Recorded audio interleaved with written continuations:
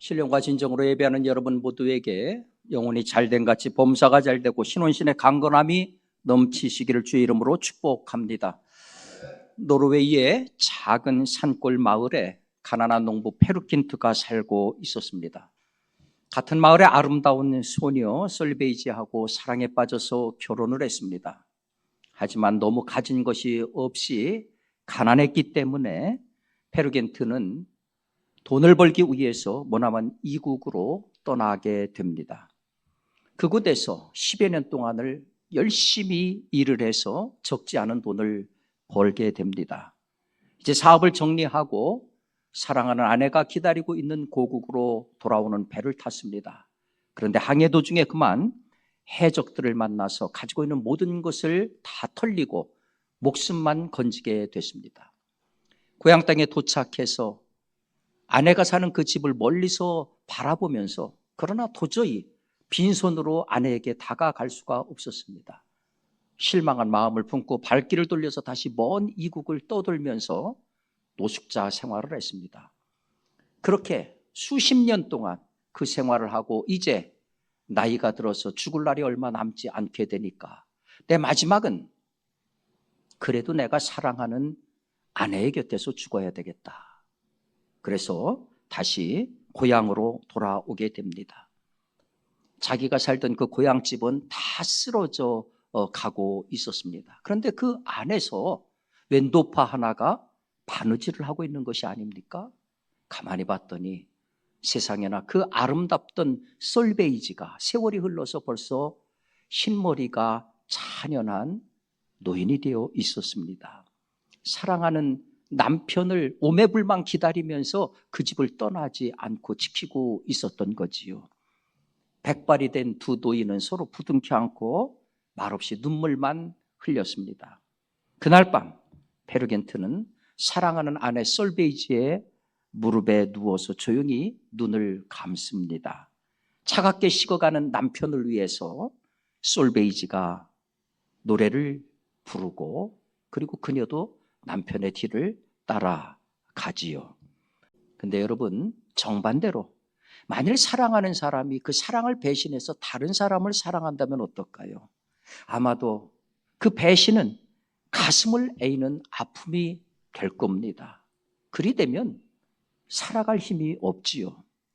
지금도 이 땅에는 사랑하는 여인을 기다리는 애달픔에 있는 사람들도 있고 사랑에 배반당한 그래서 마음을 꽁꽁 걸어 잠근 더 이상 살아갈 힘이 없이 버티는 이들도 많이 있습니다.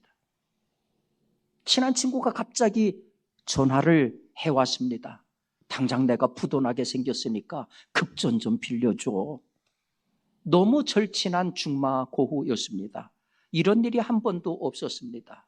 자기도 급했지만은 급전을 빌려서 돈을 융통을 해줬습니다. 그런데 그 일이 있고 나서부터 이상하게 친구로부터의 전화가 뜸한 겁니다. 전화를 해도 전화를 받지 않습니다. 빌려준 돈도 급전이었기 때문에 이 친구도 마음이 급했습니다. 어렵사리 전화가 통화가 됐습니다. 무슨 소리야? 내가 언제 자네한테 돈을 빌렸어? 무슨 소리야? 아니 차용증 내놔봐. 세상에나. 너무 친한 중마고우라 아무 차용증서 없이 그냥 마음 탁 놓고 빌려줬는데 은혜를 원수로 갚는 거예요. 배신감에 마음이 무너집니다. 맥이 탁 풀립니다. 시련의 상처, 친구의 배신. 살아가면서 이런 것들을 안 당하면 얼마나 좋겠습니까? 그러나 그런 것들을 당하면 그 아픔은 당해본 분 외에는 알지 못하지요. 근데 여러분, 여기 문을 꽁꽁 걸어 잠그고 또 다른 사람들로부터 눈길이 무서워서 숨어있는 또 다른 무리들이 있습니다. 10명의 장정들이 쥐죽은 듯이 한 방에 모여 있습니다. 무거운 침묵만이 그 방을 가득 누르고 있습니다. 내 이런 말은 끝까지 안 하려고 했는데 자네들한테 좀 서운한 말을 해야겠어. 팔짱을 낀 채 문에 기대고 서 있던 요한이 긴 침묵을 깨고 입을 엽니다. 지금 와서 이런 말 하는 것이 다 부질없는 것인 줄은 알지만은 그래도 사람이 그러는 건 아니야. 예수님 십자가에 달리실 때 자네들 다 어디 있었나? 누구는 목숨 귀한 줄 모르나? 누구는 3년 세월이 아까운 줄 모르나? 특별히 이봐 베드로, 자네한테 정말 내가 실망했어. 듣자니까 그날 밤에 자네 대제사장 집들에서 계집아이에게 예수 모른다고 했다며, 마지막에는 저주까지 했다며. 아니 어떻게 사람이 그럴 수가 있어? 주님이 자네를 얼마나 사랑했는지 자네 잘 알고 있잖아. 막 고마해라. 내도 그 일만 생각하면 가슴이 터질 지경인지라. 만약 평생토록 나도 내를 용서하지 못한다 이가. 그러지. 베드로만 거시기 한 게 아닌기라. 예수님의 최후를 지켰던 자네 빼고 여기는 우리 모두 온몸이 입이라도 할 말이 없지. 그나저나 인자 우리는 어째 산다냐. 지금 로마 군인들과 유대인들이 우리 잡으려고 혈안이라는 게. 그리고 잡히면 절단나. 근데 난 도무지 가슴이 답답하고 앞이 캄캄해서 도무지 앞으로 어떻게 살아야 될지 개갈이 안 나. 이래 갖고는 예수 없이 뭘 어떻게 한다냐. 예수가 없으니까 대청마루 한가운데 있는 대들보가 뽑혀나간 기분이요. 이유가 그랬습니다. 자신들도 언제 잡힐지 모른다고 하는 불안감, 그리고 예수를 잃어버린 상실감, 살아갈 힘이 없습니다. 이런 상태에서 이들이 뭘 할 수 있을까요? Nothing. 없습니다. 한숨 빼고 할 수 있는 게 아무것도 없습니다. 여러분, 우리가 세상을 살면서 어려운 일, 심각한 일들을 많이 겪어요. 그런데 가장 심각한 것이 뭐냐 하면은 의미의 상실입니다. 의미의 상실. 이것만큼 사람을 무기력하게 만드는 게 없어요. 시련의 아픔, 배신의 쓰라림, 상실의 고통이 마지막에 가면 어디에서 만나느냐 하면은 의미의 상실. 살아갈 이유를 찾지 못하는 것. 그 순간이 되면은 마치 바닷물에 썰물 빠져나가듯이 힘이 쫙 빠져나갑니다. 지금처럼 하늘처럼 믿고 의지해온 그 무엇이 사라지면은 갑자기 앞이 캄캄해지지요. 가슴이 황해지지요. 살아갈 아무 이유가 없지요. 이렇게 되면은 특별히 배신당한 상처 같으면은 마음 문을 콱 닫아 걸기 마련입니다. 아무도 들어오지 못하게 말이죠. 지금 예수를 잃은 제자들이 지금 그 의미 상실 앞에 발가벗기운 채 서 있습니다. 그들은 분명히 살아 있습니다. 그러나 그들은 살아있는 게 아닙니다. 의미를 잃은 사람들, 꿈을 잃은 사람들, 그들은 살아있는 죽은 자들입니다. 그들은 숨만 쉬는 시체에 가깝습니다. 안에서 문고리를 단단히 걸어 잠근 그 제자들, 문고리를 걸어 잠근 이상으로 마음의 문을 닫아버리고 말았습니다. 스스로를 이 땅으로부터 격리를 시키고 말았습니다. 누가 이 문을 열어젖힐 수 있을까요?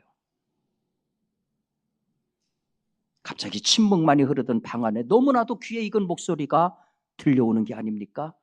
에이레네, 에이레네, 너희에게 평강이 있을지어다. 세상에 언제 들어오셨는지 예수님이 앞에 딱 서 있는 겁니다. 그러면서 손을 펴 보여주시는 거예요. 선명하게 못에 박힌 자국이 그대로 드러납니다. 이번에는 옆구리에 옷을 들쳐 보이시는 겁니다. 창자국이 선명하게 드러납니다. 이럴 수가. 예수님께서 살아나시다니. 부활하신 그 예수님을 만나는 순간 제자들의 닫혔던 문이 활짝 열렸습니다. 예수님께서 환하게 웃으시면서 이렇게 말씀하십니다. 아버지께서 나를 보내신 것 같이 나도 너희를 보낸다. 너희를 보낸다. 무슨 얘기입니까? 이제 너희가 살아야 될 이유가 있다. 너희가 숨 쉬어야 될 이유가 있다. 그 이유가 뭡니까? 23절에 나오지요. 너희가 네 죄든지 사하면 사하여질 것이요 네 죄든지 그대로 두면 그대로 있으리라. 무슨 얘기입니까?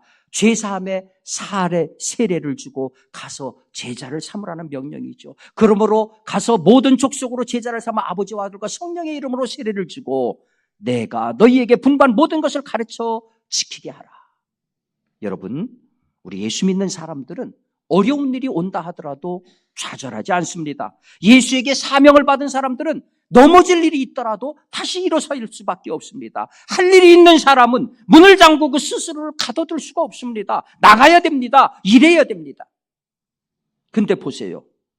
제자들이 예수님을 만났다고 해서 곧바로 거리로 뛰쳐나가지 않습니다. 오히려 그들은 마가의 다락방에 따로 모였습니다. 여러분은 이런 제자들의 행동이 또 다른 방에 자기들을 가두는 행위라고 보십니까? 그렇지 않습니다. 그렇지 않아요. 주님께서 하신 명령을 따르기 위해서입니다. 성령을 받으라. 성령을 받으라. 오직 성령이 너희에게 임하시면 너희가 권능을 받고 예루살렘과 온 유대와 사마리아와 땅끝까지 이르러 내 증인이 되리라. 바로 이 명령을 따르기 위해서 마가의 다락방에 모였던 것입니다.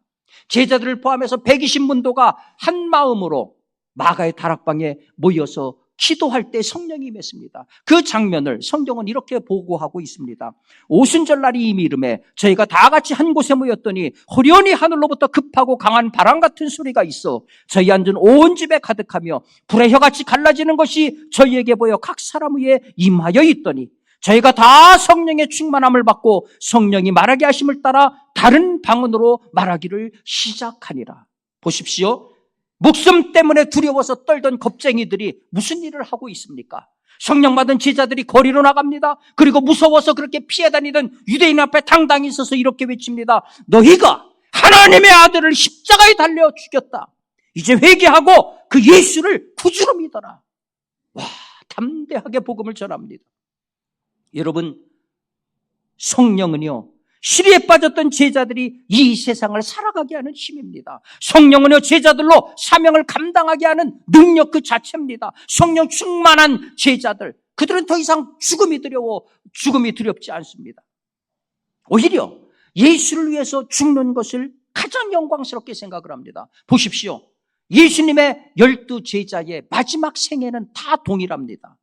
대부분이 순교로 끝났습니다.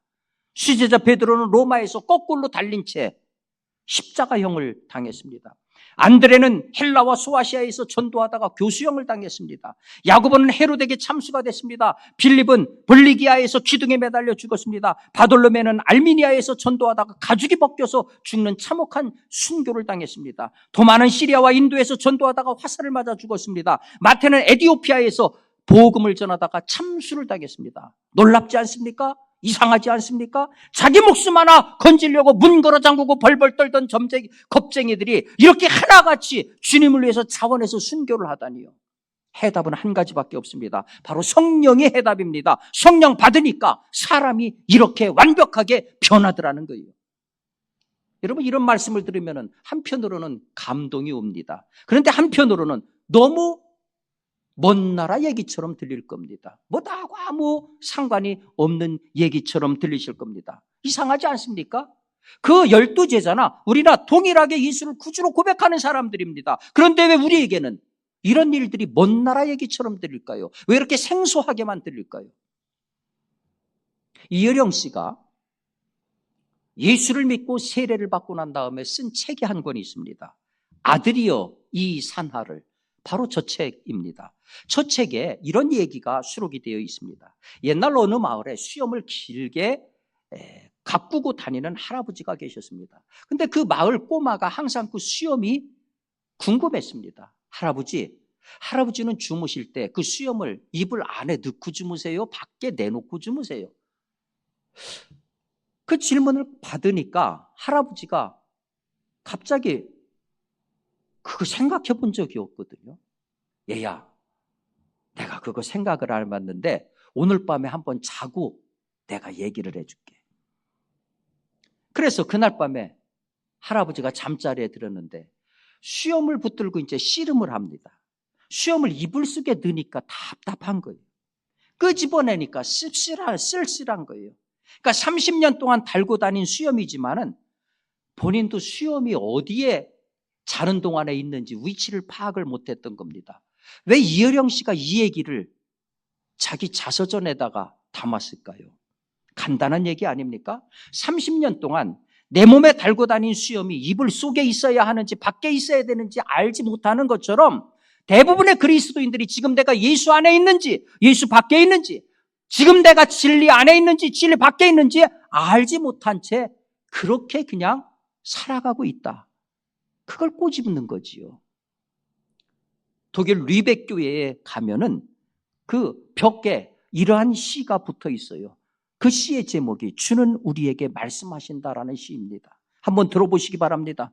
너희는 나를 주라 부르면서 따르지 않고, 너희는 나를 빛이라 부르면서 우러러지 않고, 너희는 나를 길이라 부르면서 따라 걷지 않고, 너희는 나를 삶이라 부르면서 의지하지 않고, 너희는 나를 슬기라 부르면서 배우지 않고, 너희는 나를 깨끗하다 하면서 사랑하지 않고, 너희는 나를 부하다 하면서 내게 구하지 않고, 너희는 나를 어질다 하면서 오지 않고, 너희는 나를 존귀하다 하면서 섬기지 않고, 너희는 나를 강하다 하면서 존경하지 않고, 너희는 나를 의롭다 하면서 두려워하지 않으니, 그런즉 너희를 꾸짖을 때에 나를 탓하지 말아라. 너무 터무니없는 얘기입니까? 여러분, 도대체 교회는 뭡니까? 교회의 시작은 바로 마가의 120문도가 마가의 다락방에서 모여서 기도할 때 성령이 임함으로써 시작이 된 것이 교회 아닙니까? 그 이후에 이 땅에 세워진 교회들은 성령의 역사를 통해서 세워진 거 아닙니까? 성령께서 행하고자 하는 일들을 증거해서 하나님 나라를 세워가고자 하는 것이 교회가 존재하는 이유 아닙니까? 그런데 그 성령은 어디 갔습니까? 어디 갔어요? 경찰서에 붙어있는 실종자 명단에 올라있는 것이 혹시 성령 아닙니까? 무엇보다도 심각한 것은 오늘날 성령은 철저하게 오해되고 있어요. 성령이라고 하는 단어를 꺼내면 무슨 광신도처럼 그렇게 생각을 해요. 성령 그러면 방언, 예언, 병고침 그런 은사를 생각합니다. 물론 성령의 은사에 이게 다 있습니다. 성령은 과거에도 그런 은사들로 역사하셨고 지금도 그와 같은 기적을 베풀고 계십니다. 요즘 브라질에서 사역하고 있는 원준상 선교사의 이 신유 사역이 굉장히 큰 화제가 되고 있습니다. 이분은 브라질과 국내를 통틀어서 2,000교회 이상에서 신유 사역을 하고 계십니다. 그분이 신유 사역하는 현장에서는 온갖 병자들이 다 병을 고치는 놀라운 역사가 일어나고 있습니다. 정말 믿기 힘든 많은 일들이 벌어지는 현상을 봤습니다. 그랬더니 또 어떤 분들은 이 원선교사를 또 비난을 해요. 방언을 너무 강조한다. 그리고 거기 병 고치는 것들이 조금 너무 황당하다. 좀 황당한 내용들이 있어요. 뭐냐 하면은 이 기도를 받았는데 뚱뚱한 사람이 살이 그냥 그 자리에서 빠지는 거예요. 그래가지고 바지가 헐렁헐렁해지는 거예요, 갑자기. 어떤 사람은 얼굴이 둥그러졌는데 기도를 받고 나서 갑자기 얼굴이 각지게 됐어요. 코가 S자로 삐뚤어졌던 사람이 기도를 받고 나서 똑바로 섰어요.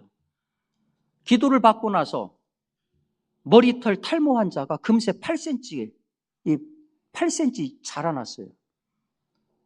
그러니까 이 비판하는 분들은 너무 황당하다는 거예요.